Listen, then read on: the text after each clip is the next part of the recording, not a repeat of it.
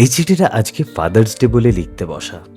যদিও তোমার বাবা নিজে বেহত্য বাংলা মিডিয়াম, জীবনেও ফাদার্স ডে, মাদার্স ডে এগুলো আলাদা করে জানতো না, কিন্তু কুচোর যেমন চিত হয়ে শুতে ইচ্ছে করে, আমারও আজকাল এই সব উদযাপন করতে ইচ্ছে করে। আসলে কিছুই না, তোমাকে কাছে পাওয়ার অজুহাত। জানো সহজ, আমি আর তোমার মা তখন থেকে বন্ধু যখন তোমার মায়ের 14 বছর বয়স ছিল আর আমার 21। সব ধারাবাহিকে আমরা ভাই বোন। যেহেতু ছোট, তাই অন্যদের ছেড়ে শেষে আমাদের শট নেওয়া হতো, আর আমরা দুজনে সেটে কোনায় বসে আড্ডা মেরে যেতাম। তোমার মা ছিল বেহালার একজন অ্যাকাউন্ট শিক্ষকের মেয়ে, আর আমি খুব সাধারণ এক সরকারি চাকরের ছেলে। আমরা দুজনেই এই ইন্ডাস্ট্রির কিছুই জানতাম না, শুধু জানতাম মন দিয়ে অভিনয়টুকু করতে। তোমাকে এই গল্প কেন বলছি জানো? যদি কখনো তুমি আমাদের ইন্ডাস্ট্রিতে কাজ করো, তাহলে তুমি জানতে তুমি প্রিভিলেজড। যেই প্রিভিলেজ একটা 14 বছরের মেয়ে এবং একটা 21 বছরের ছেলে দিনের পর দিন অপমানিত হতে হতে অর্জন করেছে। এই ইন্ডাস্ট্রিতে সত্যি যদি কাজ করতে ইচ্ছে হয় তোমার, আমি তোমাকে অনুরোধ করব, প্রত্যেকটা মানুষকে তার প্রাপ্য সম্মান দিও। কারণ যেই মানুষটি তোমাকে চা দিচ্ছেন, তিনি হয়তো তোমার মা বাবাকেও ছোট্ট দেখেছিলেন।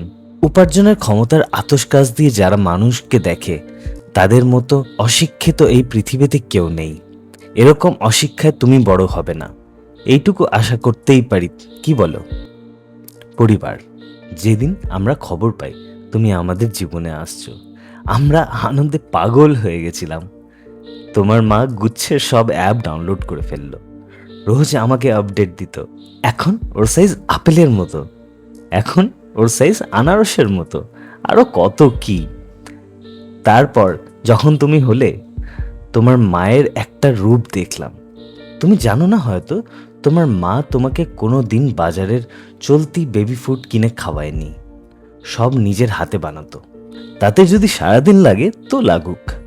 তোমার মায়ের তোমার জন্য অনেক সংগ্রাম, অনেক আত্মত্যাগ। তুমি কতটা মনে রাখবে তা তোমার সিদ্ধান্ত। আজ তোমার মা ইনস্টাগ্রামে যথেষ্ট অ্যাস্থেটিক ছবি দেওয়ার পরেও কমেন্ট ভেসে আসে, লজ্জা করে না আপনার? আপনি কিনা মা? না, এ নিয়ে কোনো দুঃখবোধ আছে ভেবো না। গন্ডারের চামড়া ধার নিয়ে তবে সেলিব্রিটি হওয়া যায়, এ আমরা শিখে গেছি। শুধু তোমাকে বলছি, তোমার মায়ের লড়াইয়ের একটা আন্দাজ দেওয়ার জন্য। আমরা সন্তানেরা শুধু মায়ের বুকের ওমটুকু টের পাই, পিঠে কত ছুরি গাঁথা আছে দেখতে পাই না। আয়রা তা যত্ন করে লুকিয়ে রাখেন, তোমার মাও রেখেছে। কিন্তু আমি চাইব তুমি সেই ক্ষতগুলোর শুশ্রূষা করবে। মায়ের পিঠের ছুরিগুলো যদি নাও সরাতে পারো, তোমার একটু আদরই মায়ের জন্য যথেষ্ট হবে। রাহুল, প্রিয়াঙ্কা এবং সহজ। এখন প্রশ্ন হচ্ছে, আমি কোন হরিদাস পাল যে তোমাকে এত জ্ঞান দিচ্ছি? আমি তোর বাপ। দূর সম্পর্কেরই হই, বাপ তো বটে। সেই উপলক্ষে একটু জ্ঞান দেওয়ার অধিকার জন্মে যাই। আমি তোমাকে আমার ভাগ্যের সবকটা নদী, পাহাড়, জঙ্গল উত্তরাধিকার সূত্রে দিয়ে যাচ্ছি। কলেজ স্ট্রিটের ফুটপাথগুলোকেও পৈতৃক সম্পত্তি ভাবতে পারো এরপর থেকে। আর হ্যাঁ, তোমাকে দিয়ে দিলাম আমার একটা প্রচণ্ড অহংকারের জিনিস, আমার ভাষা, বাংলা। হ্যাঁ, বাংলা ভাষা। আর শুধু সেই বাংলা ভাষা নয় যেটা আমরা দক্ষিণ কলকাতায় বলি।